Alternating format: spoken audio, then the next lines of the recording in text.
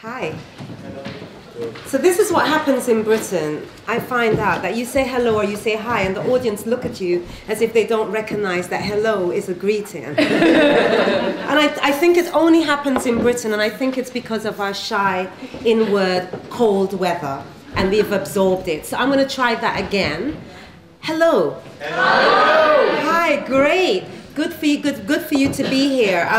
So my name is Malika Booker, and I'm going to be chairing this panel.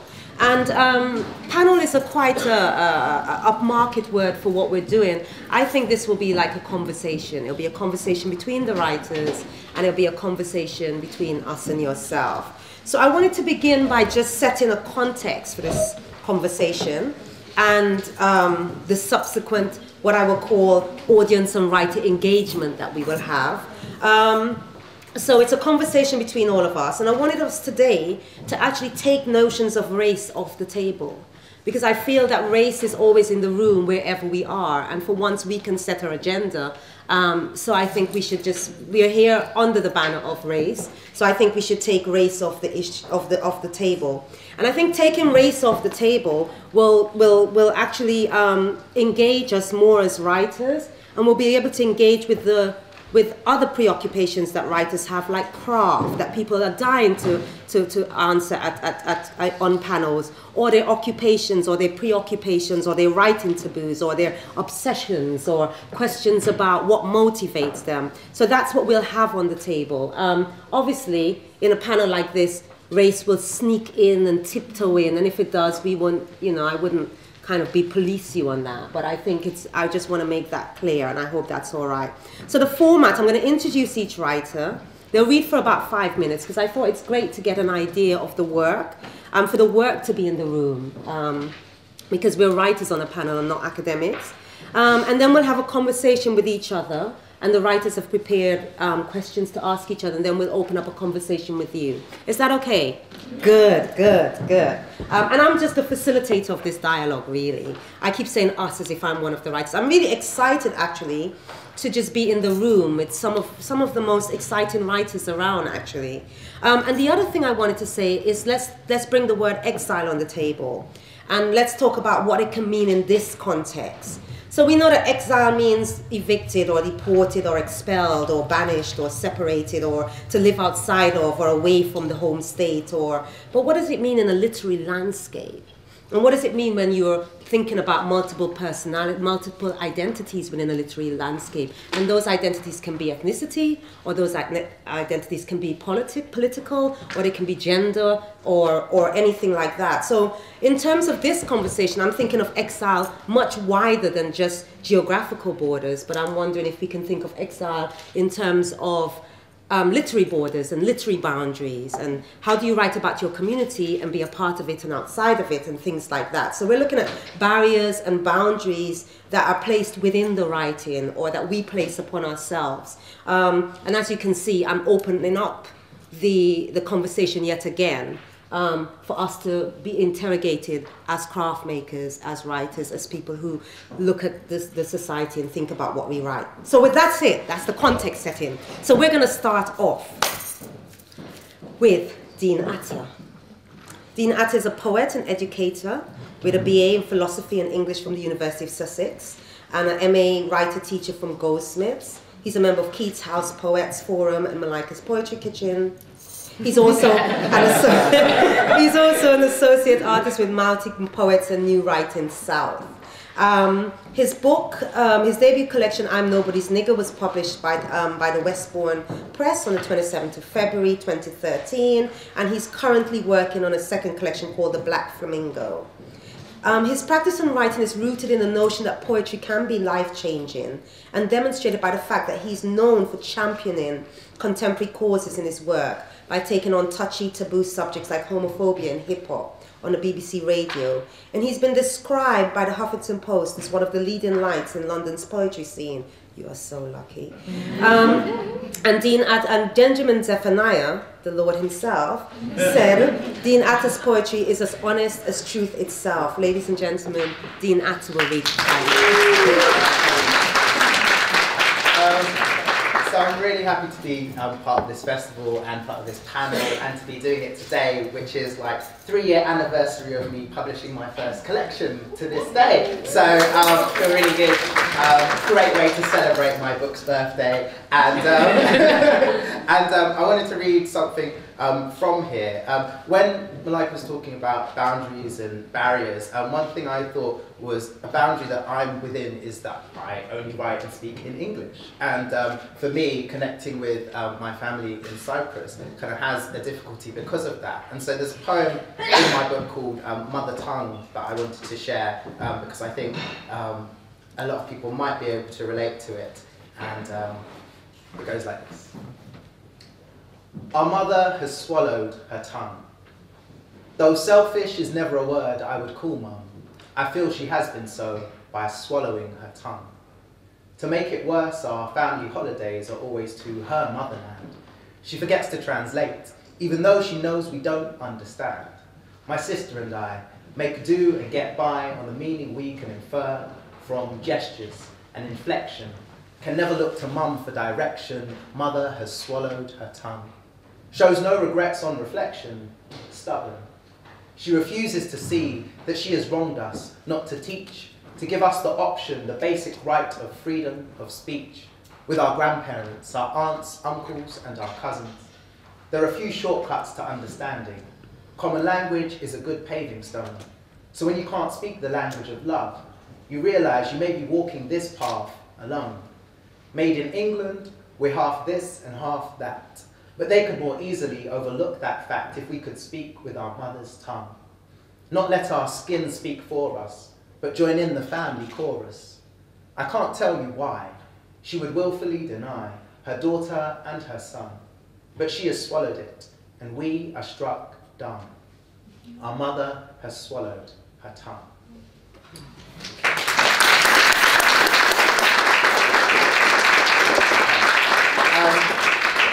Another piece I'll share because I think it's a good intro piece to kind of where I'm coming from in lots of ways is a piece called Young, Black and Gay, and might even stand up for it. So, yeah, I'm hooked up in some way. Okay, my people are many and few, subdivisions of me and you, substantial people sometimes called subhuman, Negroes, faggots and all the youths them. Don't think your rights came overnight. So many people had to fight to gain anything like equality. We ain't there yet, but we're gonna be. Institutions instigate internal indignation. We brought up and betrayed by this nation. Isms and schisms of my Babylon home have held this king back from his throne. But you can fight the system from within. Yes, you can befriend sinners and still not sin. See me? I went to university, not even the first in my family. I'm from a long line of scholars. Trace me back to Greece and Africa, through Cyprus and Jamaica. I don't write to be pretentious, but my vocab and vision leave you defenseless, trying hard to avoid the cliches. But everything worth saying's been said these days. I'm ironic, and yet I'm so on it. So if you want to test me, let me hear your phonics. I'm not a battle MC, I'm a community defender. Young, black and gay, you best remember.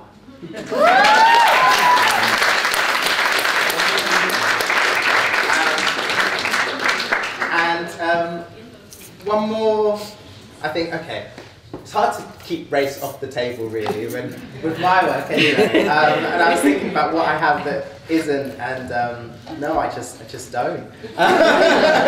It's race or sexuality, that's kind of like what's going on with me. It might not always be the case, but at the moment it really is. And so for one more, I wanted to share a new one, and it's part of my new collection, The Black Flamingo.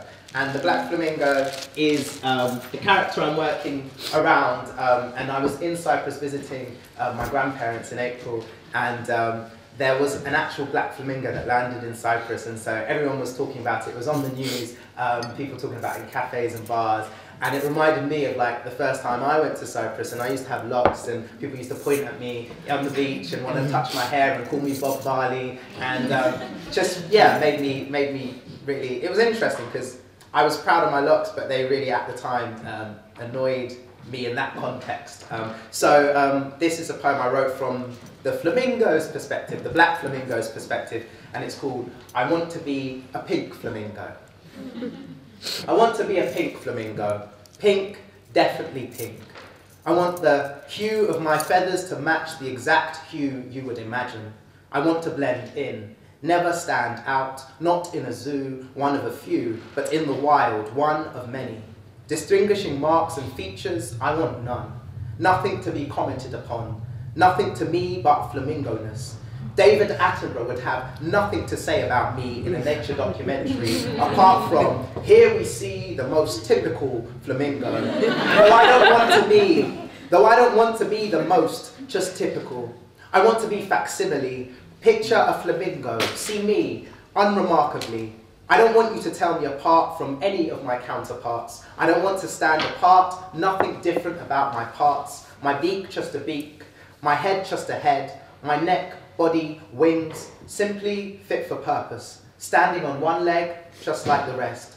My feathers, feathers. Don't see me as exotic or take me out of context. Don't call me beautiful. Don't study my mating rituals. I want to be a flamingo, just like you.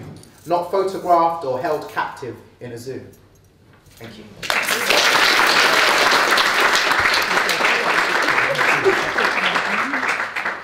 Thank you very much, Dean Atta, for setting the stage. And yes, I suppose I must clarify. I don't want us to be bogged down in race, but I have a feeling it will be on the table. But just not stay there, and just dwell in it, and bury it. Okay. Did I mutter? The microphone picks up everything.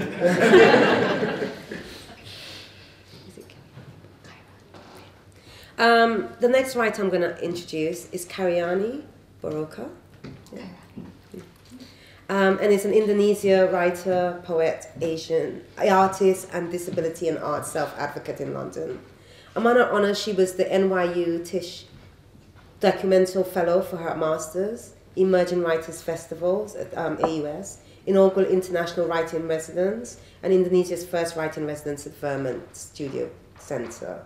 Oka is the writer, performer, producer of, among other things, a deaf-accessible solo spoken word art show, Eve and Mary Are Having Coffee, which premiered at the Edinburgh Fringe. She was recognized in 2014 by UNFPA as one of Indonesia's inspiring young leaders driving social change, and she's presented work extensively in 9 countries, co-edited forthcoming Heat, an anthology of Southeast Asian urban writing, and the author of forthcoming poetry art book Indigenous Species. She's a PhD by practice candidate at Goldsmiths, and I just wanted to add some more to that quite illustrious biog. Her show Eve and Mary Are Having Coffee, a solo spoken word show, it was said, this is a quote, these are quotes from the press, to be unlike any you've seen before. It pushed the boundaries of poetry, performance, and storytelling. And in her poem for Kay, she says, lightning strikes the sky for women. It skins clean air to show Earth's mantle. And I think her work is that lightning, and that in a way, those first 2 lines of that poem is speaking for her and the work that she's doing in terms of gender, in terms of disability, in terms of placing on taboo subjects, and watching some of the videos of some of the projects she's done in terms of placing marginalized voices at the center stage. So I give you. Thank you so much. I just feel like I want to hug you, but it's not professional. No, it's totally professional. We're poets, right? That totally flies. Thank you so much. Yeah, it feels great to be here among all of you. I timed this. This is exactly 5 minutes.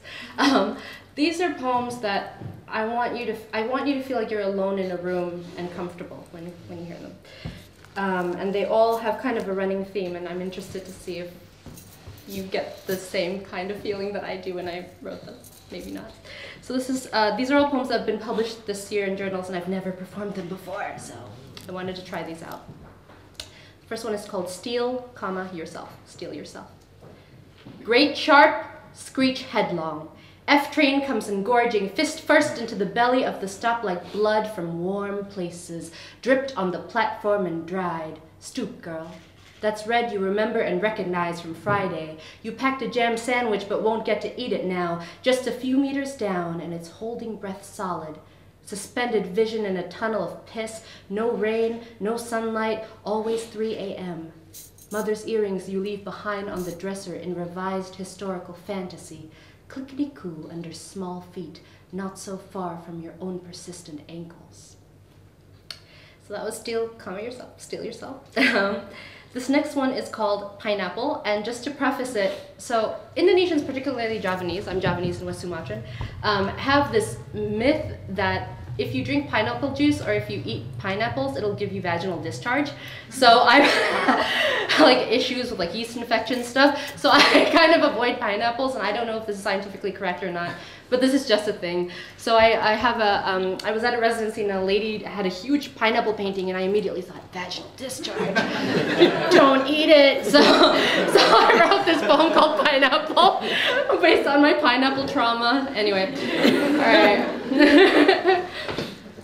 Okay. Henceforth, fruit may never stand for woman as a matter of course, automatic simulacrum. Representing desiccation and death, its husk shrivels seeds, invariably consumed by the fairly indiscriminate, pulped, ground, chopped, tossed, force-fed syrup. This pineapple on the canvas may only be a woman when upright, against an abstract background and cleaved by itself alone.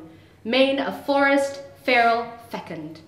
Imposing, monolithic, millennia apart from the tales our grandmothers tell us of Nanas's curse of vaginal ill health when eaten, yet retaining all the menace of such myth. A pox on you and your vaginas, it could say. But it loves the pith of a woman and would never strike fear in her heart. Like the murder of armored, segmented flesh, fork gone runny with sweet yellow juice. So that was Pineapple. Hopefully some of my pineapple trauma has been released by performing that for you. I drink pineapple now. It's okay. It's all good down there. All right. This next one is called Poem for R. Lightning strikes the sky for women. It skins clean air to show Earth's mantle, no place where purity lies without danger, cleaving a mouthful of alarm, feet gone to thunderous precipitate in one dead blink, at the drop of a minor squall. Breasts on a statue by the herb garden dampen as its face grits harder, stone fangs for protection. Horizon is droplets of water, now full statue. Each ounce of rainfall a woman, each cloud a woman, each ant trapped in dirt's refuge a woman. Nothing exists that did not escape from us, didn't force us to choose quick what elements soaked or dry in forest and city, desert and bedroom, tundra and courthouse, field and billow that we, as statue, raindrops, insects, toenails, vapor and lightning, wished to escape. So that was poem for R. And this one last one is called Chef de Cuisine. It's a prose poem. It's a little story. I really like cooking shows. Who here likes cooking shows?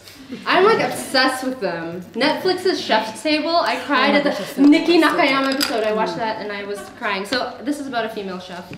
Food is art. All right, Chef de Cuisine. Braised artichoke. Lamb hearts tossed with a sprinkling of aceto balsamico tradizionale, but not without the special ingredients slashed over both meat and vegetable. A secret from childhood, invented the kitchen where she first saw death, swallowed grief by eating the carcasses of living things until the weight of killing lessened, and life became pains and fatigue she had earned the right to from decades of sweat. Such liquid out of her pores from trying, a straight line through to glory, without looking to left or right. Love's thwarted, uterus protected from end bringing life.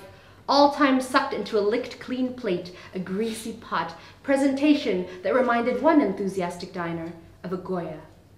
Enough perspiration to refill the basins of prehistoric oceans, now deserts where patrons flew in to taste her wares, adding, she knew, with the fuel of those plains to the weight of the change that would render us extinct. where she remembered for only 1 minute now, each slab of day, the sweet blood of undercooked chicken on her tongue the night her mother had slipped with a knife. And that's it. So, thank you.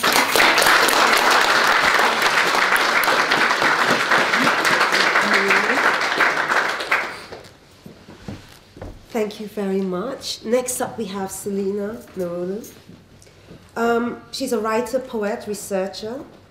Her work often touches on social, environmental justice, as well as identity, nostalgia, and belonging. She's written articles for a number of outlets, such as The Guardian, Red Pepper, The Free Word Centre, and Sable Litmac. With her poetry, she's toured both internationally and nationally, and her work has been published in a variety of magazines, anthologies, including collections by the RSA, Lunar Poetry, and MF Press. Her first chapbook collection, The Secrets I Let Slip, was published late last year by Burning Eye Books and was selected as a first choice by the Poetry Book Society. She's currently Young Poet Laureate for London, 2015-16. What a pleasure. Sit next to the Young Poet Laureate. And I'm going to add my personal things at the end of everyone's bio, just so that you can get a sense of them. I think, and this is a part a quote and part me, but I think Selina's a poet who delights in making the personal political. Her poetry is often inspired by global injustice, protests, and politics, which she weaves in with themes of identity, daily observation, nostalgia, and belonging, all sprinkled with self-deprecation. Esther Kaforji says, in Blavity said, "Rarely do we see political issues handled so beautifully."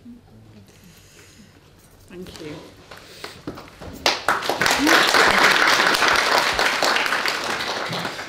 Okay, thank you very much. I'm quite touched.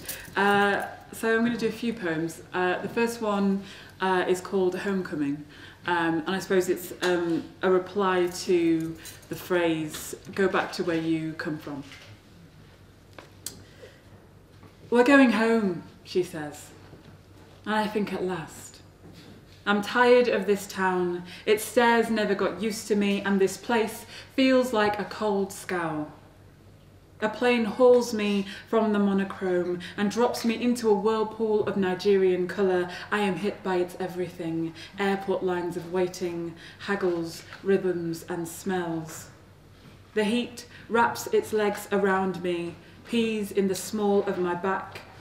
I stick to the seat of the car before it throws me up and down, a yo-yo over potholes. The village, my village, waits for me with arms like palm trees. They are waving for my homecoming. The language, my language, speaks in songs woven with echoes and blood ties. I am out of tune, its meanings ducking out of my hands. I am the mosquito's new fruit, a different taste in a familiar shape. They suck from me the authenticity my words cannot give. I am raw, bitten and grateful. Can I have this? Can I make this place my own? I say hello in Igbo to a face I should recognise. She cackles at my attempts. I have fallen between the gaps. I mourn this abyss between two hands and smell the red clay soil in the cracks of my palms. Welcome home, darling. So the next poem I'm going to do is called Before, and I suppose it's me thinking about the language that's used around migration and I guess exile, and really just trying to examine that and call for a new narrative, I suppose, as opposed to the mainstream messages that we're hearing around immigration and migration. So this is called Before. Before. Before illegal. Before becoming the influx, the scar, the stain. Before finding my new name in a scuffed English novel. Before Jane. Before mastering the sturdy handshake. Before never using it.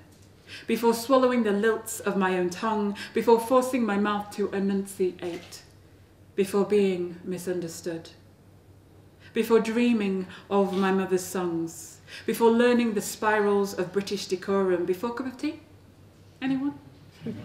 Before yearning for a belonging I could name, before the sound of my laugh began to decay, before the grope of polyester, before my prayers mocked me, before go home ricocheted from mouths to vans, before dreaming of going home, before each footstep became an apology, before how destitute exactly, before not destitute enough, before application refused, before temporary, before knowing, before the stain, the scar, the influx, before illegal, before.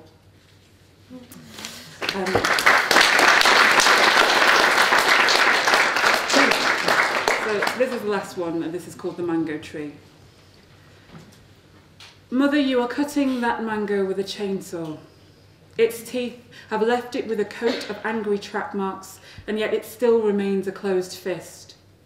You bought it too soon, ignored the insolence of its skin, thought you could soften its blunt and carve it a better name. The summer we flew back to your favourite mango tree, we found it as you left it. Offspring overladen, branches benevolent and knowing. I ran to your stride as you retraced your footsteps and found yourself back in the ribcage of the tree. You shook its girth until the most sated of mangoes lost their will. Golden grenades surrounded our feet. You sliced the best one like hot knife to butter. Mango salivating juice down your fingers. You laughed as my eyes willed to taste. That laugh, as if fallen from the tree, luscious and oozing through blushed skin, full of fat pulp, glistening under sun, sweet on my lips. We sat under the mango tree, and you spoke to me in Igbo and mango chunks, its strings lodged between my teeth for the rest of the day. Back here, you're a sculptor, trying to sigh life into this cold boulder. It stays prude and indifferent to the sharpness of the blade. I watch its anemic curls risen into northern air. See how it leaves bitter secrets in the hollow of your mouth. I miss your laugh. Thank you.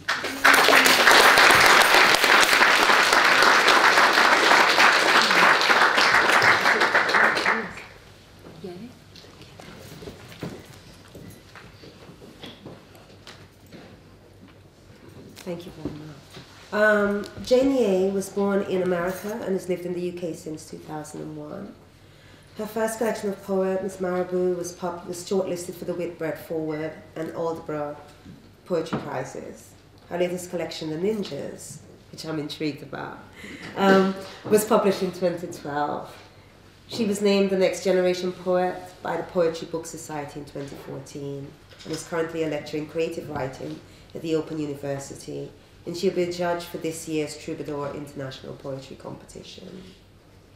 Phyllis Fong, in her review of Yeh's work, describes Marabou is willful of idiom and ideology, self-confident, looks good in poems like these, particularly when it's rotted through with desperation, a shabby housecoat sort of grace.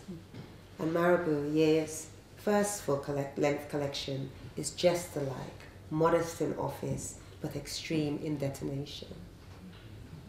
Thanks. Thank you all for coming. I'm going to read two poems, and the first one, coincidentally, I guess, sort of ties in with Dean's poem, The Black Flamingo, because it's also a poem in the voice of a bird, weirdly.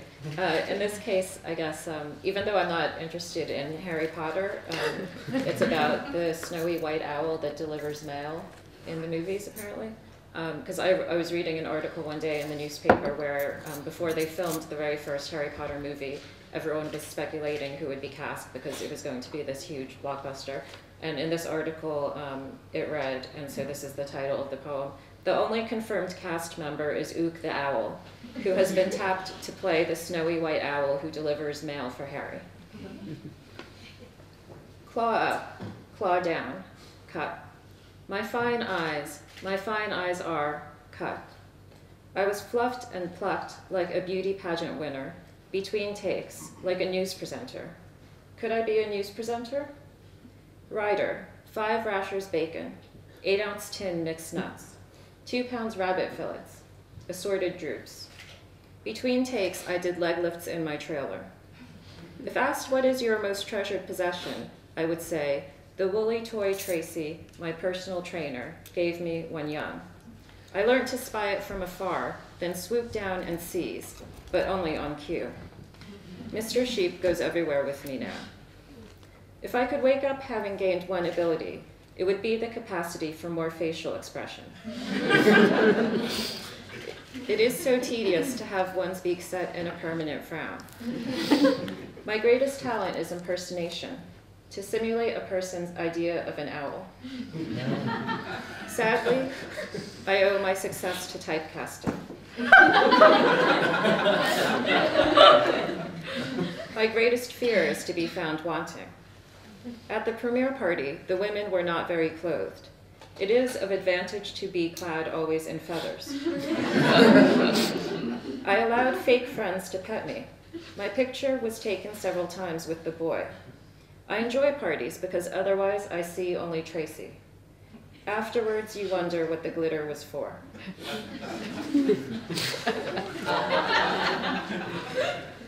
And the second poem I'll read is called A Short History of Migration. And I guess I was thinking about sort of different immigrant groups that have immigrated to America in the past. So I guess some of it is maybe more specific to American things, but at the same time, obviously, I think there's a lot of overlap with like the British migration experience. So, A Short History of Migration. We boarded a seashell to ride across the waves. The mythology of our passage involved dirt, sharks, a zeppelin, and wires. We ate the same meal 17 days in a row, pancakes. We learned to say yes, please, in 4 different languages. Our fur-lined hats were useless in the fine September air. The mystery of our parentage was a serape on our backs. Out on the prairie, the locals usually took us at face value. We learned about sturgeon, washing machines, ennui, and fake tans. We joined a Fruit of the Month club to widen our horizons. The mastery of our foliage required an endless sea of mowing. We attended bake sales with a suspicious degree of fervor. We hindered our children with violins, bad haircuts, and diplomas. Our names were changed to make them easier to remember. The monastery of our heritage was repurposed into handy snacks. We sold refrigerators to people who already had refrigerators. We lived in suburban glory in our double-decker townhouses. Our children were changed to make them meaner and fatter. The memory of our verbiage was as a schnitzel in the wind. We kept our money close and our feelings closer. In the event of an emergency, we kept a baseball bat prepared. Thank you.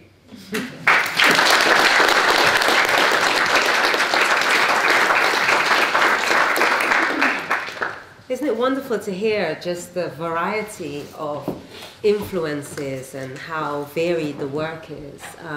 I thought it would be brilliant before we started the discussion for everyone to just get a flavor of who is actually sitting at this table. So I wanted to start off actually by asking everyone, by asking a few questions here, and then we'll open it out. I wanted to ask a really interesting question. The first question I wanted to ask was really about going back to this notion of geography. And I always find as a writer there are many geographies that you can sit within. And I know that some of you on this panel overwhelm me with the amount of spaces that you sit in: performance artist, poet, activist, you know. And I wonder how that affects you when you work, when you sit down to write that poem. What kind of supersedes? Is it the idea? Is it something that's out there? Do those labels walk into the room? How does it work? And I want to start off with you, because you are the person who really kind of go across a lot of geographical borders in terms of genres. You know, it seems that one minute you can do a spoken word solo show, the next minute it can be a work of fiction, the next minute it can be a fun thing of poetry, and then I saw that you say that you work on all of that simultaneously in a way. So I was quite intrigued and wanted to know about kind of your working process, or what's in the room with you when you kind of sit down to write.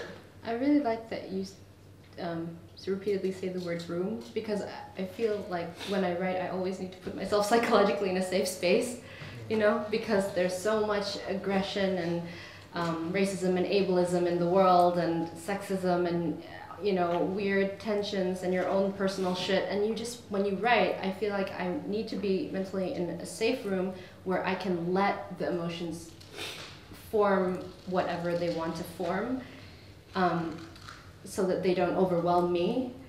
And sometimes that takes the place of, sometimes it can be in the form of editing, like this anthology of Southeast Asian urban writing, you know, being able to look at a work and edit it, and sometimes it becomes something that I know should be performed. Sometimes it should be a poem. You don't really know. And there, you know, I was listening to, you know, one of my favorite album from the past year is Kendrick Lamar's To Pimp a Butterfly, and my favorite song from that album is The Blacker the Berry.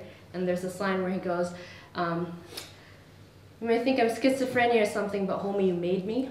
Mm-hmm.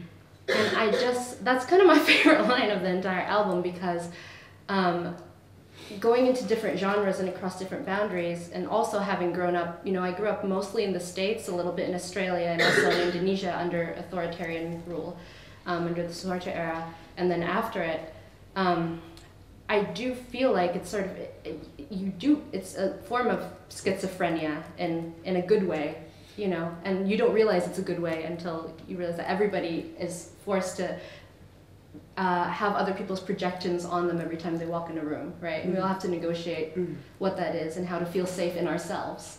So I think poetry is a way for us to just sort of hone in on the words and find our safe spaces and connections in whatever genre it might be, because there are all these boundaries, there are all these schisms, and you just want to find some release, you know?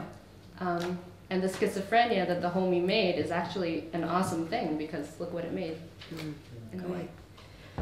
And Dean, yeah. I mean, there's a while where actually your work was really current, really responding to something that was happening at the moment, and then there are these private spaces where you're in Cyprus with the grandparents. How do you kind of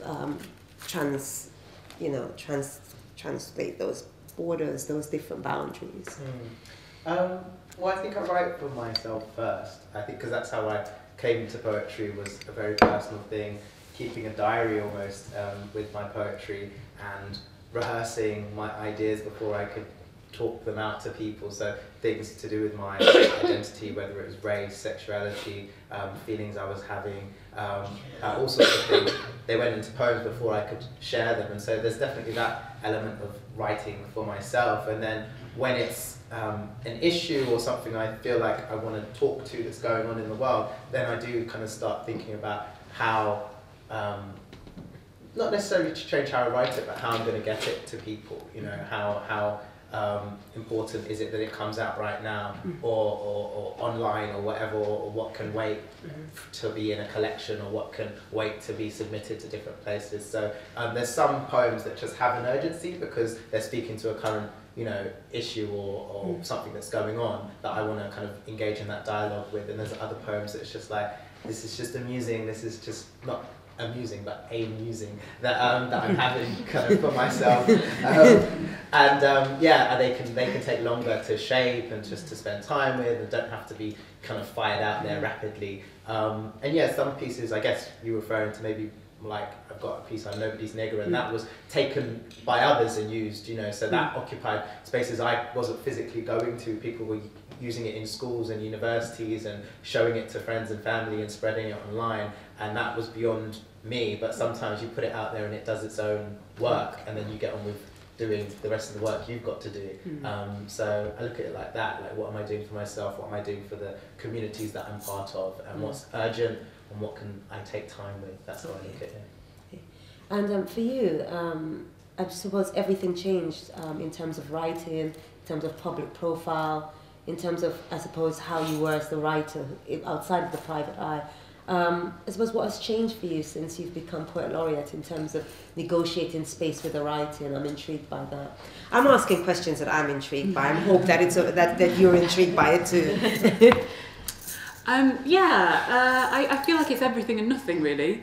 I think a lot feels like it has changed in terms of the platform that I'm on, I suppose, and the different kinds of opportunities and gigs that I'm doing, and also different kinds of people that I'm meeting in a way that's been really positive, and I'm really grateful for that. But in terms of the things that I write about and the things that drive me to write, I feel like that's still very much the same, and I still think that it's me taking kind of several injustices that I see around me or situations that I feel passionate about, and trying to translate that into a poem, or to add a different perspective to a subject, and I find that that's something that, you know, I'm still compelled to do, if not more so with the platform that I have. So I feel still quite convicted in that sense, and that's still kind of quite important to me, and something that I'm still kind of carrying on, really. Okay. And Jane, your work is really interesting because it's kind of reconfiguring the past into a contemporary landscape in a way. It reminds me of It reminds me of two of my favourite artists, Kara Walker and Khairani Wiley, in the way that as artists they kind of reconstruct a Western framework or a Western literature in the way you were doing. And what I wanted to ask you is, how do you find it kind of navigating the voices that want to come up from those characters that you're looking at, those traditional characters, those literary characters, and placing them, because they're literary characters or they're old characters, but for me, when I'm reading them, I feel a sense of a contemporary there, like the voice is here, and I wonder how you work with getting that voice to be in one space and another at the same time. Yeah, I guess maybe I sort of half of the poems I write maybe are what people call dramatic monologues. So again, it's like the owl poem I read where you're sort of speaking in the voice of this imaginary persona or character.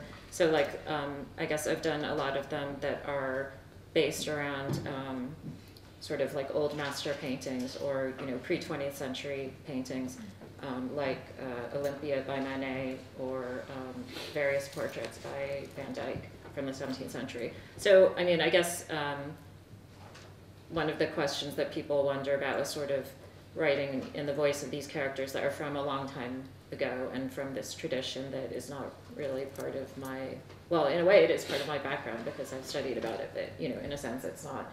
So I guess, I mean, it's weird because I guess I sort of am drawn to characters, or I create characters that do have like some of my same preoccupations or kind of thoughts and emotions, but they're all just sort of transposed into this other area.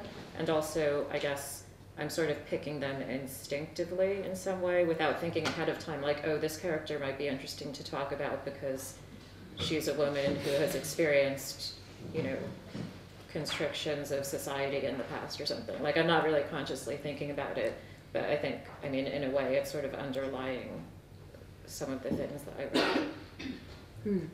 Great. And I know I asked you if I wanted you to have a conversation among yourself. I know I asked if anybody had any questions they wanted to ask anybody else before we open up in the floor. Please. Yeah. Jane. So, I mean, you're currently going to be the judge of a poetry competition. Your books have been like shortlisted for prizes. So, how important do you think competitions and prizes are for poets to kind of make a mark and establish themselves?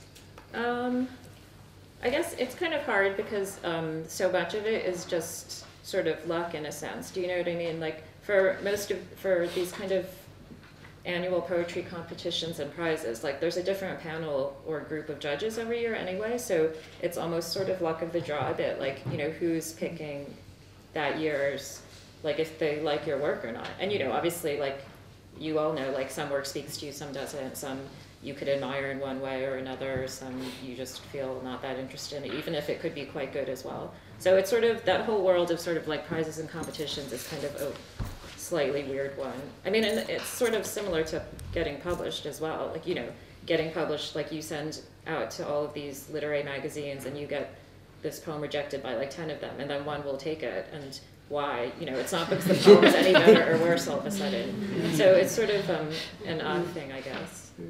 I mean, obviously it's like really exciting to win something or be given some kind of award or whatever, but like, you know, obviously it doesn't, like Selina just said kind of about being named Young Poet Laureate of London, like it doesn't really change your practice, I guess. I mean. Anybody else had a question for? I have a question for Selina. What do you see as, what are topics that you're afraid to touch? Like, what is your, you know, what is your end zone where you're like, oh, you know, what are you afraid of writing about? So much. I think it's interesting because I think maybe about family and certain people, but at the same time, I feel like I have written about them and I found ways in which I can write about them, just in a way that's not so direct.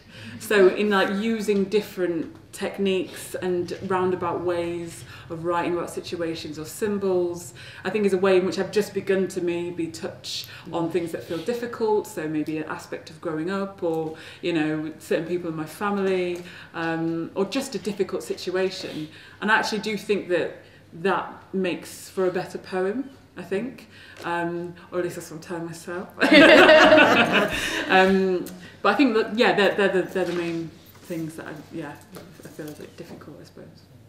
And I think we've been having an internal conversation up here, so I'll open it up for questions, comments from the audience, and then we'll come back to see if anybody else has questions for anybody up here. Any questions, any observations, any dying? Here's a hand. Hi, I'm interested in the word exile that's in the title of this session.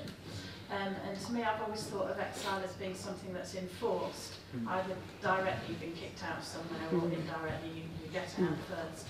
And I know some of you are born here and some of you are not. So I just wonder what the word exile means to each of you, and whether you actually identify with it as something personal. Why are you guys looking at me all because you took a big inhale, so you kind of drew our attention. This microphone's good. Wow. I shouldn't sneeze or anything.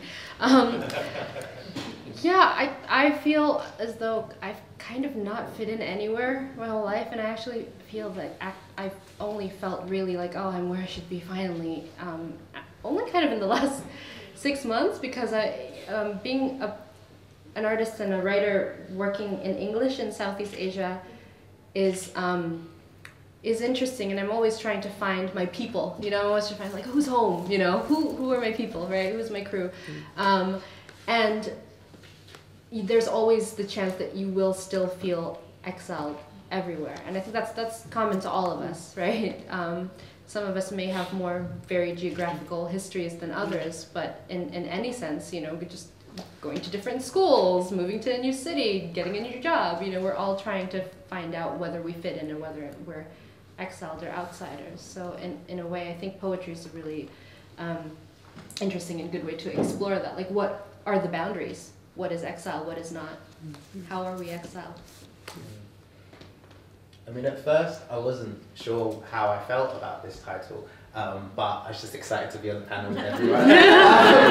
But when I did think about what exile, you know, meant to me with regards to like the countries my families are from, like I mentioned with mother tongue, like not speaking Greek is a big barrier to me connecting with people in Cyprus, and with Jamaica being gay, like is that really hinders how free I feel when I go there. But in London, I feel like I can be my full self, like, and so that's why I do feel like this is very safe here in London, and when I do go other places, I do feel that I have to, you know, be a bit of a chameleon, whereas I can show all of my colours in this city in particular. Even when I travel around the UK, there's questions about how much I can do and be me. So yeah, it did start to fit once I started to think about it. Yeah, I think exile is a very loaded word. I think particularly in today's context, you kind of associate that with some really, you associate that with migration and the current political context. So it feels, I don't feel like I can fully claim that title without jumping on top of those issues that I'm fortunate enough to not be directly affected by. So for me, my connection with discomfort, with exile is more a feeling of discomfort and of not belonging in certain situations. And so I feel like that can happen at several points in the day, or, you know, in a certain situation. You know, I was growing up in a, you know, a small town in South Yorkshire. I'm feeling very out of place there. You know, so I think I connect with this idea of exile in that sense, as opposed to the kind of, you know, kind of current context, which I don't feel like I can claim so much. I guess for me, like, obviously, again, I wouldn't call myself an exile in the normal sense of the word at all. Like, I come from America, and I chose to come here of my own volition. I mean, I guess the thing that surprised me in a way was that, again, like, sort of how I am an outsider here, no matter how long I live here. I mean, obviously, this would be common to anyone who immigrates somewhere, but or just even in terms of sort of my ethnicity, like when at least the places that I've lived in America, I never felt it was anything particularly noticeable even, whereas here I feel like it's quite noticeable in a lot of ways, or it's sort of been put on me in a lot of ways that I wasn't used to experiencing before, so that's been sort of strange for me. And I must say, one of the reasons why I started off saying about expanding what we think about exile, because I was thinking about different things. I was thinking about people like Zora Neale Hurston, and I was thinking about the idea of working inside and being outside, and that notion of and that's why I suppose in a way I did that whole, this is what in the dictionary, this is the dictionary definition, but how can we look at it in terms of our life practices as writers, and how can we look at it in terms of moving across genres, or writing from a community and being outside of it, or what in terms of what motivates our writing. So I was thinking of us kind of pushing that to its extreme, to stretching it as writers can do, and seeing if we can or if we can't, and that's up for debate and things like that. Anybody else? Great. I was just going to say, don't be shy, but yes, if that lady there, and then we'll come. Hi, I was just wondering, this is to all of the panel, are there any poets or performers that you have collaborated with or would like to collaborate with?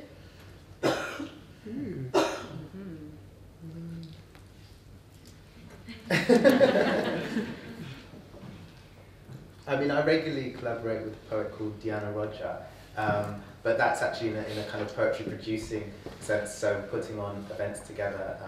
So we've done a series of events called Lyric Lounge at the Lyric in Hammersmith. Then we do a series called Come Rhyme With Me, which is with food and poetry. And we've also done several other kind of shows together. And I love kind of meeting of minds in terms of like, how do we put together a program of poets that kind of reflects the diversity of what poetry has to offer? How do we, mix it up in terms of gender, ethnicity, and style, and all of that? And it's great to kind of have that hat on, because then you think about how you get programmed, and where the spaces you find yourself in, and the opportunities that are open to you and not, and you kind of see where people are coming from when they're programming things, when you start programming stuff. And then I regularly kind of collaborate with the Keats House Poets Forum, and we do stuff like respond to John Keats' poetry, but also update and write our own kind of poetry within that space of a museum, and kind of bring it to life and invite other poets in there. That's the kind of stuff I've been doing. I would love to collaborate with people. I mean, I think that's the thing I've not really done very much of. I've done a few collaborations in there, but yeah. So I'd love that, not only with other poets and other writers, but I'm really interested in film, and actually how my poetry could lend itself to a poetry film, or even music. And it's that kind of thing where it would be great to get somebody else with a totally different perspective, just to totally challenge my poetry and turn it around on its head, and the conversations that would come out of that I think would be really fascinating. But yeah, it's not something I've done very much of so far. I feel as though most of my work has been collaborative, because, you know, producing shows that are like poetry shows that are accessible, it's all about, you know, also collaborating with the venues, you know, venues that want to be accessible, organizers who understand. I mean, even here at Media Diversified have been really great in terms of like, oh, are you okay? Because you know, I take a lot of painkillers for my condition. I have to, you know, manage every day, and a lot of that, again, talking about safe spaces, it's about, you know, creating a space where it's great to produce different forms of artwork. Doing this PhD by practice now, a lot of it is about arts with disability cultures perspectives, and I see synesthesia as being super interesting in terms of, you know, I'm not from the deaf community, I'm not from the blind community, but collaborating with artists from those communities and saying like, oh wow, you know, I didn't know that my poetry could be interpreted in this way, or, you know, just using sign language interpreters. These are whole cultures, and I think they're so often marginalized, or even the culture of, you know, me having to lie down most of the day. I love, a few years ago, I decided to no longer have to stand up every time I perform, because that actually hurts a little bit. So my whole show, even when we're having coffee, I'm lying down. And I think, and to make it deaf accessible, that's necessarily kind of expanding the notion of collaboration, because when other people make that happen, when venues make that happen, and people understand what that is, that opens up a whole new community to talk about that with. So, again, I haven't actually, well, I sort of did a collaboration with another poet where we were paired up by a kind of editor, and we sort of, like, I would write a poem and send it to him, and then he would write a poem that responded to it in some way. But, you know, we weren't like writing one poem together or anything.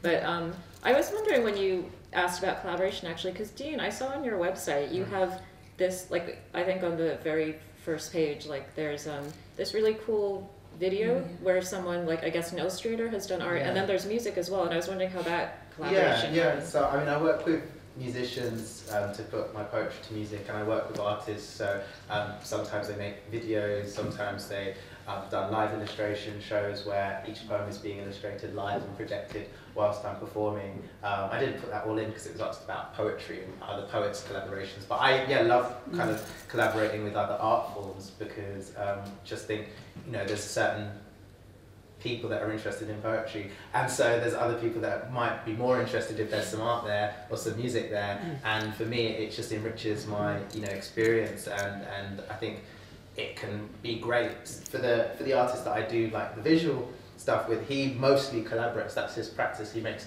kind of comic books with people to tell their stories. He does live illustrations for DJs and poets and things like that, and that's because that's where he finds his inspiration from us, which is really cool. So yeah, when I get the chance to collaborate with any other art form, I'm up for it. I've not done anything with dance, so if any dancers in the house, love to. And I would say that I do a lot of collaboration in writing communities, creating closed groups on Facebook. At the moment, I'm in 40 sonnets, 1 sonnet a day, 40 sonnets for 40 days. And so a lot of us, we just put up prompts and write, and I'm in another one, which is a 30-30 group, where we've downsized to 15 for the month of 30. So, but in April we're going back to 30 poems, 1 poem a day, and so that's collaboration, because all of us are enabling each other to write first drafts that are raw and put them up with no kind of judgment or anything. And what that is a collaboration to aid us to produce. And out of that, you write 30 poems, you might get 5 really good ones. Or 5 things that you would further develop, but it's just all of us working towards collections or write-ins, and also using different stimulus. So someone puts up a prompt, and you look at the prompt, you're like, what? But it forces you outside of your threshold. So that kind of collaboration I do a lot of with like-minded, crazy individuals. You had a question in front. I just feel like poetry is getting increasingly involved within the entertainment sector. So I was just wondering how integral to performance how integral is it to your careers, and is there a relationship between the stage and page and getting published on a page, and whether you prefer one or the other? For like 10 years before I published my first book, and performing poetry at like nights around the UK and around London, and feeling very much a poet. But I think everyone else saw me as a poet when I had a book in my hand, and then that's like when they were like, wow, you've published. But I felt like I'd been publishing by performing, by putting YouTube videos up, by putting audio, you know, I used to have CDs, and like that's how Benjamin Zephaniah first met me, because like I went up to him at one of his shows and had 5 poems on a CD, and I gave them to him, and he listened to them and sent me a message on MySpace. Shows you how long ago that was. But we stayed in touch from then, and it was like, he was actually someone that was very much like, when you're going to publish. Every time I gave him another one of the, I did 3 of them, CDs of my poetry, and like by the 3rd one I gave to him like at Latitude Festival, I think, and like it was like, here's another one. He's like, Dean, okay, but where's your book? Like, and I was like, oh, is that important? He's like, if you want all these people to take you seriously, because I was just at Latitude. He's like, if you want to get booked for Latitude, have a book, like, and then you'll be here on the stage. And I was the following, you know, year, because I got the book out and that happened. But so yeah, you have to realise certain people won't take you seriously. Well, it might be changing, but some institutions won't take you seriously until you've got that book in your hand. Yeah, I think it's really interesting. I mean, I don't necessarily feel comfortable with the kind of labels of spoken word artist and then, you know, page poet. I don't think that's necessarily very helpful.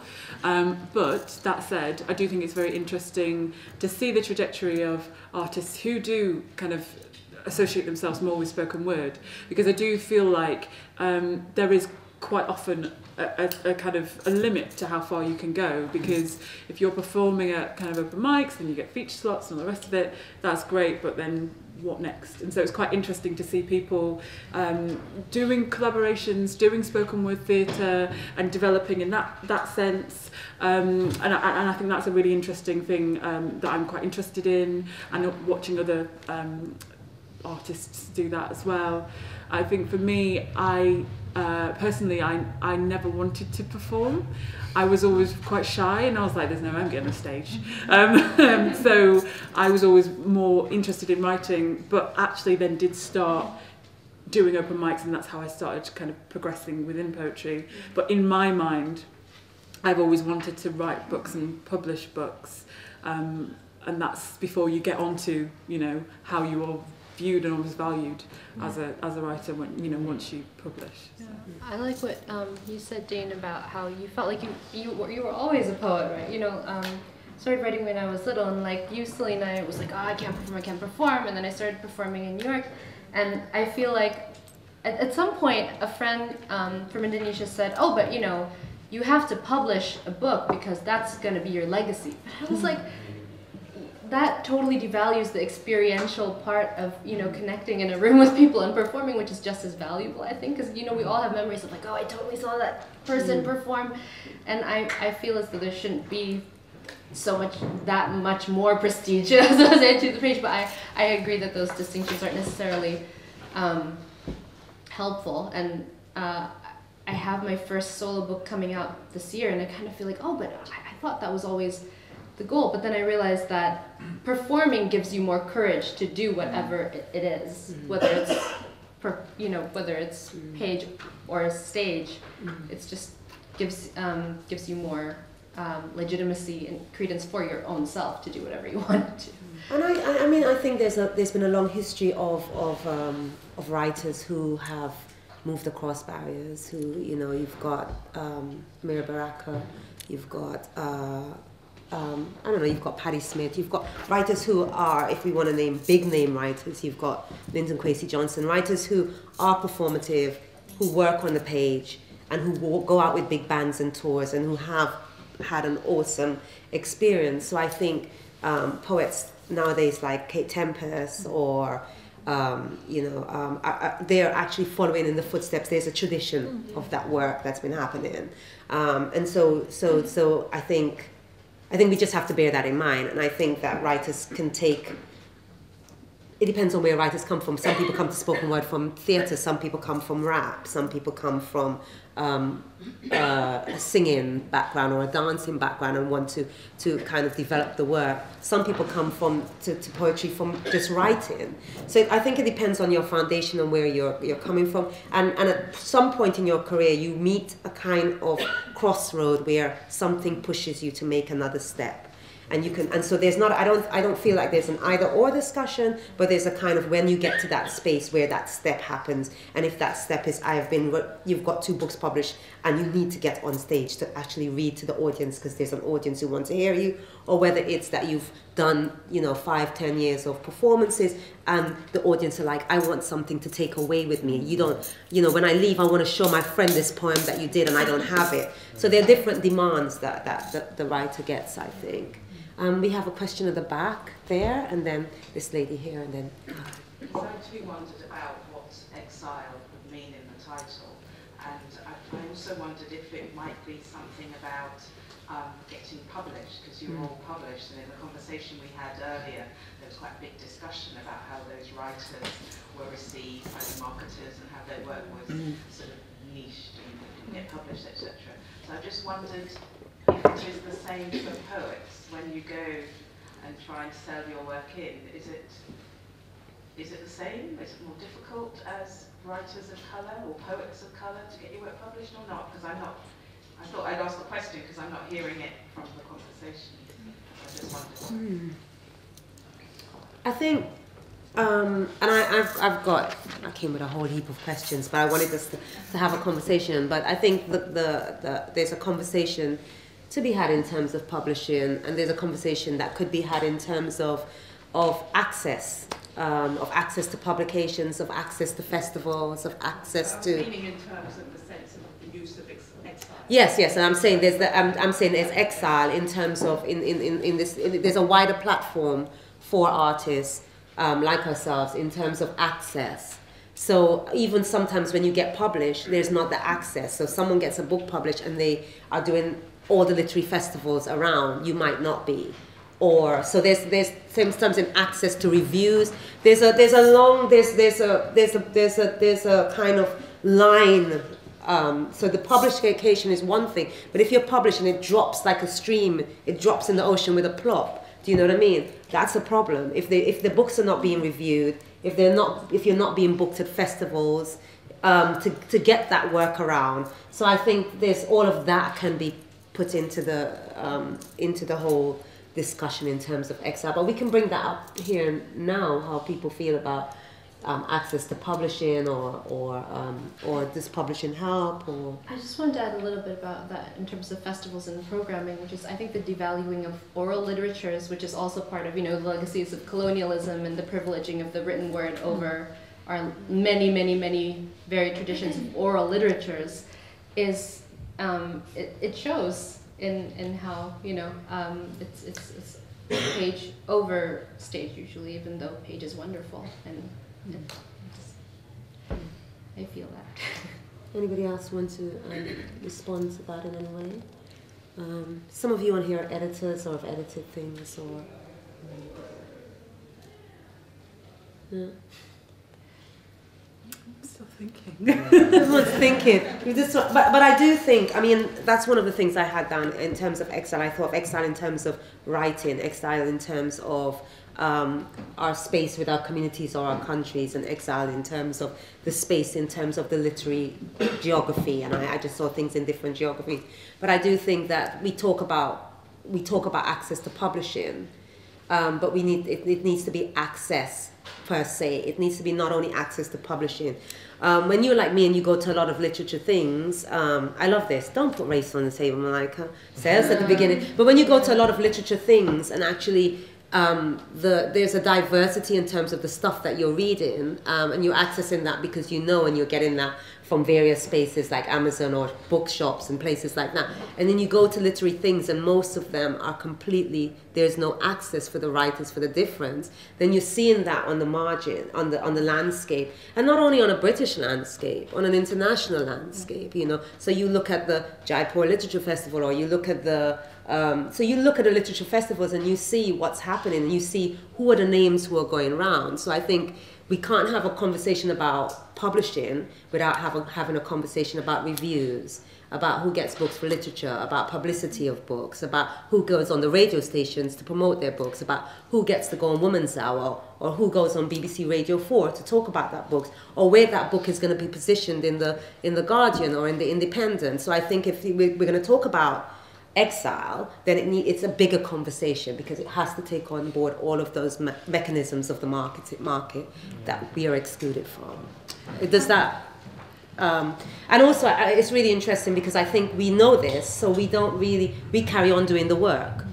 So we don't have these conversations because we carry on doing the work in spite of, despite, because we are writers and we're doing them.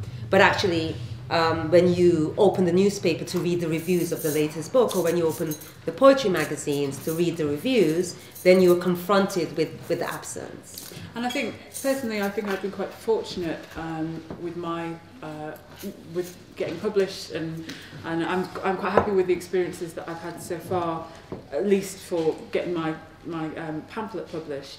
What I will say in terms of my first engagement with poetry, and in terms of away from the very private experience it was, my first public forward-facing experience of poetry was spoken word nights, open mic nights, and that was a whole array of, you know, different people, you know, different ethnicities, you know, lots of different kinds of people, and so that felt like a really promising space in which I was, you know, I felt welcomed.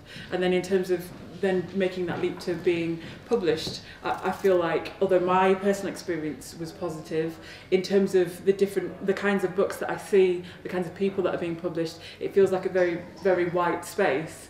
And the effect of that is that often when I talk to people, there's a little bit of kind of maybe incredulous that I've been published, and I've had experiences where people have been like, oh, so could you, I'm sorry, just even thinking about it, oh, could you maybe do a few rhymes for me? And like this assumption that you know, I'm gonna, like, you know, bust out with some rhymes, and you know what, yeah. I'm not even disputing that, but it's that assumption that you can't think of me or associate me with anything else. Yeah. So I think for me that's the kind of, if we're talking about Exile, I suppose that's how I kind of relate to that question. Yeah, being in a writing group and someone saying, "What are you doing here? I thought you just made things up on the spot." Yeah, exactly. You're like, I'm in a workshop. We're in a creative writing degree. Are you crazy? So those kind of conversations. I think a couple of things. One is the access to English and access to education, access to publishers is really, you know, we're talking about the global lit scene.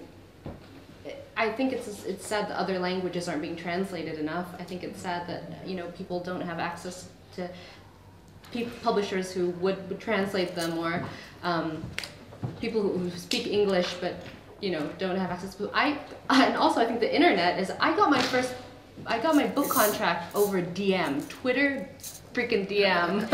My assignment from Tilted Access Press is here. Just like this, you know, Deborah Smith and I had been following each other on Twitter and like liking each other's opinions and tweets. And she DM'd me. She's like, I have this startup. I want to publish, you know, Voices from Asia and Africa. Like, who should I publish? I sent her 3 manuscripts. I was like, me. Hopefully, that's how it happened. And I was incredulous, and she was like, yeah, I want that one, Indigenous Species, and you know, it's coming out. I can't believe that happened. Still, Twitter, you know, DM. So slide into those DMs. So it's about creating space for, you know, seeing people for their work and not their identity. Mm-hmm. I have been at international festivals where this actually happened to me. I was at international festivals moderating, and I made a joke, and a white male writer said to the entire audience, "You're not Indonesian." Oh, yeah, but that, you know, and that was it. So this concept of like, what is an Indonesian, you know? Why can't an Indonesian be funny in English, you know? Or like, or assumptions that, oh, you write about feminism or you write about disability, and I want somebody to be like, hey, I really like how you write about violence and sex and violence and this really subtle, can we talk about that? You know, thematic things. Nobody ever does that. Nobody ever comes up to me and is like, hey, I really liked how you talk about the subtleties of transgression and consent, you know, and how that's just as hard-hitting sometimes as a very aggressive male form of sex, drugs, and rock and roll. They, you know, identity and labels over the feeling that the work evokes, over the themes that we want to convey, the communities that we want to talk to. You don't see that, and that, you know, I mean, that example of like, you're not Indonesian is just one. I've had many other, you know, I've had others at Lit Festivals, so it just, yeah, I would like for all of us to be known for the feelings that our work evokes and what we make people think. Your question?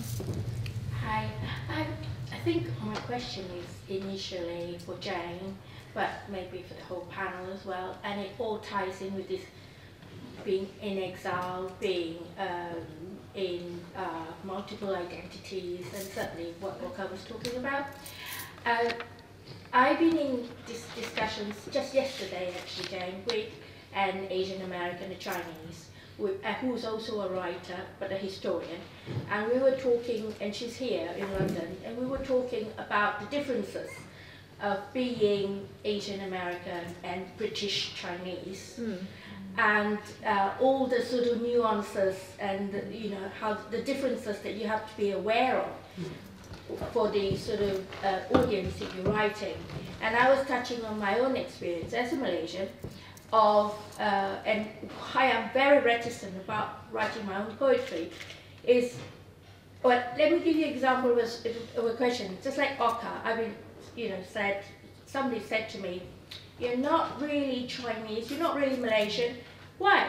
You know what high tea is about. You know, it's as though it was like, I know about the nuances about British life, so I can't be true to my own grassroots or my own kind of where I come from, you know, that kind. And how do you negotiate that? I've lived in America and I've known that the sort of discrimination that you know, where did you learn to speak English? Your English is so good, you know. I hear that so often, not so much here in England, but you know, that there is also still that assumption that, yeah. So how do you negotiate that? I mean, it must, the rest of the panel must have that kind of experience as well. You know, how do you, when you're in exile or in a different environment, manage all the different nuances of your own identity, of belonging to all those different geographical locations that you are from? I guess for me, in a way, it's sort of the opposite of what you just said about like how you've lived in America and then sort of the way that people are racist there as opposed to like your experience here. Because I guess this question, like, oh, is being surprised that like one would speak English without an accent, you know, that you could be born somewhere not in Asia, even though your ethnicity is Asian. Like that only has happened to me really in this country and not in America. But you know, that's just, I guess, maybe the vagaries of personal experience. But I mean, I guess it's kind of weird for me as well, again, being born in America and having always lived there. So in a way, like sort of my main identity is American, really. You know, although of course I am Asian. So, and I was raised by people who immigrated from Asia. So I know like all about, I mean, I understand various Asian languages, even though I can't speak them or write them at all. So yeah, I mean, I guess most of the time I don't really, or I mean, most of the time when I'm thinking about my identity, it's more about being an American over here rather than being specifically Asian American. But, and I guess maybe that's also because I feel like quite naturally, in a sense, like no one over here really understands what that is anyway. So, you know, because as you say, like the British Asian experience is really different from like the Asian American experience in some ways. So. Anybody else want to take up on that? I mean, I think it's something I struggle with because you're grappling with all these different identities anyway, and then you have the identity that people kind of project onto you. But I'd say that my writing is a place where I can make sense of that and almost create, some kind of narrative, or try to create some kind of narrative that doesn't comply with, the expectation, be that good or negative, that I'm getting externally. So I have a poem where I'm writing about who I would have been had my parents stayed in Nigeria, and the kind of person that I would have been, and I'm kind of thinking about who I am now and who I might have been had I stayed in Nigeria.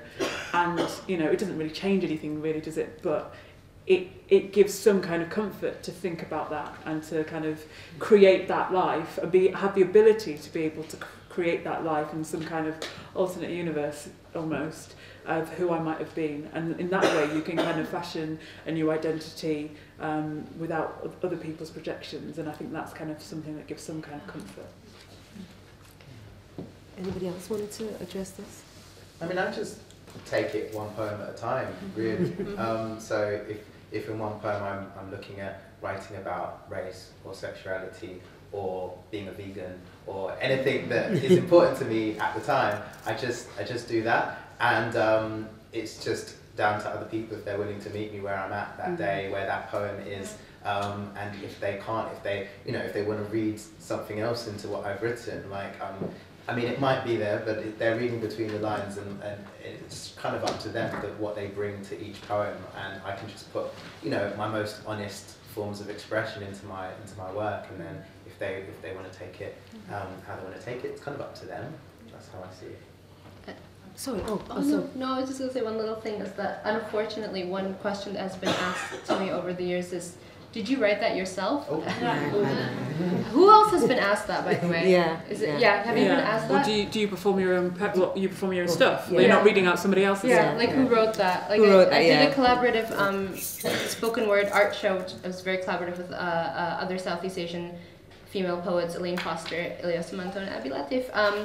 And at the end of the show, I remember another one was like, "Oh, who wrote the script?" And we were like, "We did." And I feel like that just says it all. You have to present the work, and the work should speak for itself. But then I don't understand why there should be a disconnect between, the perception and the work. Anyway.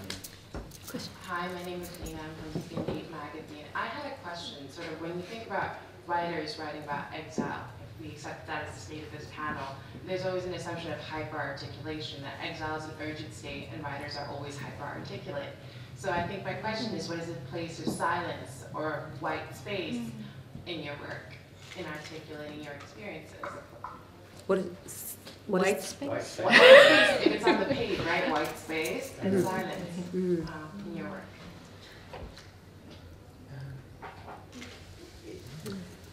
That's really interesting. So I've got a poem which is, I keep on repeating, so it's not necessarily silence, but it's called Our Parents' Children, and it's basically based what we've inherited from our parents who've kind of made the journey to part of the diaspora and as kind of first, second generation, what we've inherited. And I guess the line that I keep on coming back to in the poem is, they will not speak of this. So what have we learned, what have I learned from my parents in what they haven't, not in what they've said to me, but in how they've behaved, in how things have felt slightly difficult, or how I've not felt like I belonged here, even though they've not said that. So I don't know if I've ever successfully kind of conveyed that in any in-depth sense in my poetry, apart from my initial attempts in the one poem in my book. But I think it's that sense of the discomfort that is inherited and how that feels. And I guess I've only started to kind of think about that and talk about that. But I think, I don't know how to successfully and fully translate that into a poem, because that's a challenge, but a really good one. But yeah, that's really interesting. Yeah, I think, interestingly enough, I think when you're writing on the page, you're playing with white space, you're playing with black and white, you're playing with what that space will do. Gaps or anything like that. So that's a space of playing. But I also think that in answer to that answers this question, sometimes in a space of complete and utter ignorance, or some of the questions we've confronted with, silence is your only defense, because really how can you be defensive about work that you've written when you're reading your own work and you've been introduced as the writer of it? So when you're confronted with that kind of ignorance, I think that's the space for the white space where that blank space or that that wall where you just don't engage because it's not even worth it. It's futile, you know. So that's an interesting question. I feel just briefly in my work, I feel like the white space is truth because a lot of my poems use first person, and like my next poem coming out is kind of a sex poem, and it's, you know, I think about, oh wow, people are gonna think I'm really divulging, but I don't really care because I think poetry is this place where fiction and nonfiction blur, and it doesn't. Some stories are mine, some stories are my friends, some stories are, you know, stories I made up, and that's the cool thing about poetry is you don't. But I think that white space of whether or not it is true is a silence. And I think that would be you'd be the last question because I'm looking at the time. Okay, I'm not sure if it's a good question for that. What Selina was saying about suddenly having a platform really resonated with me. I'm in the Barokka Young Poets program this year, and it's kind of been shocking to suddenly feel like, oh wow, your poems are actually somewhere people are looking at them and hearing them. And that made me very conscious because I now don't know whether to send the anthology back home to my mum and my grandma who are all in India. I don't know whether I want them to see. Yeah. So my question was to all of you guys, as you know, second generation poet, when did it become okay for you to share your work, which is often controversial and identity based and family based, with the first generation? Is it ever okay? Is it ever okay?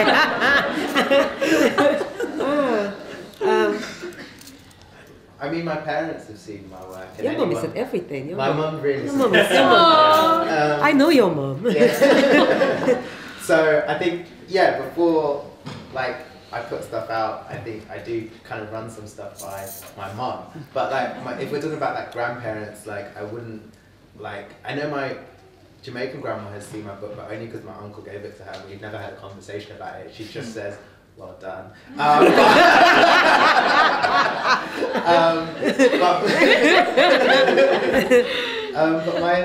my Cypriot grandparents live in Cyprus and they know there's a book, but I've just never taken one there. And I think with this new one as well, like the stuff in there that I'm even sharing with friends, I'm like really apprehensive about, and because it's I'm digging deeper, and now I feel like, wow, that kind of vulnerability, I'm okay with that to strangers, like, surprisingly, but when it comes to friends or anyone that the poem's about or family, you know, it feels very, very different. So, yeah, I guess it shows that I'm going into dangerous territory for myself and going out of my comfort zone. But yeah, I don't know if my grandparents particularly will see my new work. The one thing I'd say is that for me, it's never been a comfortable thing. I basically nearly had a heart attack when my parents flipped through this initially. So I think you've just really got to be comfortable with what you're writing and, you know, cliched and being true to yourself and your voice, so that, you know, hopefully they'll be proud, and they obviously should be, but if not, then you have that, you know, this was what I wanted to write, this is what I want to create. And I think holding on to that, and then, you know, hoping that your parents or family or friends will also appreciate it, I think is the best way forward, I think. But they also have their own defense mechanisms too. Right. Like, when I perform, then they're just sort of like soaking it in. And I never speak in English to my mother. By the way, we're always all just Indonesian. So for her, it's more about like the rhythm and seeing me perform and her being happy about that. So my parents and my brother, when they see a poem they've published and they hit a dirty word, they stop reading. that's like, you know, they've told me that, like, oh, yeah. And then they just like put the book down. And that's fine, because they're adults too, you know. They have their own defense mechanism. Do you? Well, I was just wondering, have you shown any of your work then to your parents? Yeah, lots, but just not any relationship things. Oh, yeah. How it works, Yeah. I think it's really interesting because I find that when my whole first book is personal narratives. It's all in the Caribbean they say don't tell anybody your business, and I put it all in books, in a book. So the things that I thought people would be clear that it was them, they hadn't a clue. And the things that I thought that had nothing to do with them, they assumed it. And then I looked and said, was it you? And maybe it was. So that's one thing. And then I do know that that there's something about parents. When my book was published, in August, I sent it to my mum at the beginning of August, I think, or the end of June, July. It was a really shaky moment. I have an amnesia about the time I sent it her. But I phoned her on the 29th of September, which is her birthday, because I thought, I didn't phone her, any time in between, because I thought if I phone on her birthday, if it's terrible and she's going to tell me off, it's her birthday, she's not going to tell me off that much. So even though, I've been writing for years and everything like that, there are these times when when you realize that your book, when you're just about to put it in, you're looking at the book and thinking to send it to your mother, you realize all the taboos that you've pushed and everything, and that just happens. So there'll come a time when you'll know what you want to do and how you want to approach it. This is the end of a really interesting panel with varied writers. Dean exploring sexuality, exploring the personal, challenging some of the taboos that we have in popular culture, and taking it on board. Oka, who pushes beyond anything. Her work is just confrontational, tender, gender-centered, and very much, I think, about transposing violence and tenderness, I think, in a way. And then Selina, who is quite poetic with her work, especially some of the poems in your book about your mom. Quite tender, but quite raw, and you can kind of understand a quite frank discussion about intergenerational, the differences of a mum coming from somewhere else and you being here, and the different identities and how to move across those barriers. And then Jane, who pushes into taking characters that you would never ever think and placing them in the center of a poem where their voices are so believable, surreal, unbelievable, and just works, so a tremendous panel. I hope that you've learned something about the writers. I hope you go and buy their books, look them up. Some of their work are on YouTube, on their websites, and spread the word about them. And thank you very much for coming out.